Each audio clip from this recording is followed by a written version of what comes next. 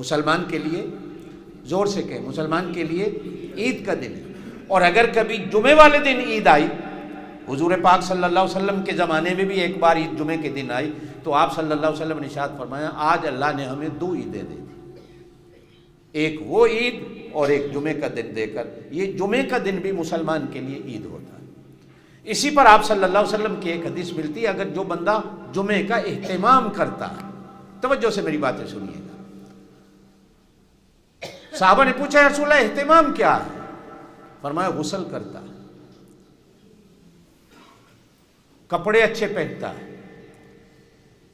خوشبو لگاتا ہے، وقت سے پہلے مسجد میں آ جاتا ہے۔ یہ لفظ نوٹ کرنا، وقت سے پہلے مسجد میں آ جاتا ہے۔ اس اہتمام کی برکت سے گزشتہ جمعہ سے لے کر آج جمعے تک، یہ درمیان میں 7 دن جتنے اس کے گناہ ہوئے، اس اہتمام کی برکت سے اللہ پاک سارے گناہوں کو معاف کر دے۔ پھر فرمایا جو وقت سے پہلے آتا ہے، فرمایا جمعے والے دن فرشتے مسجد کے دروازے پر رجسٹر لے کر بیٹھ جاتے ہیں، جو پہلے آتا ہے حاضری لگا لیتے ہیں۔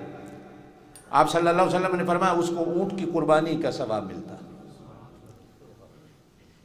جو دوسرے نمبر پر آتا ہے حاضری لگتی ہے، اس کو گائے کی قربانی کا ثواب مل جاتا ہے۔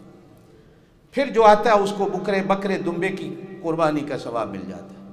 پھر جو اس سے بعد میں آتا ہے اس کو اور چھوٹے جانور کی قربانی کا ثواب ملتا ہے۔ چلتے چلتے جو آخر میں آتے ہیں ان کو انڈے کی قربانی کا ثواب ملتا ہے۔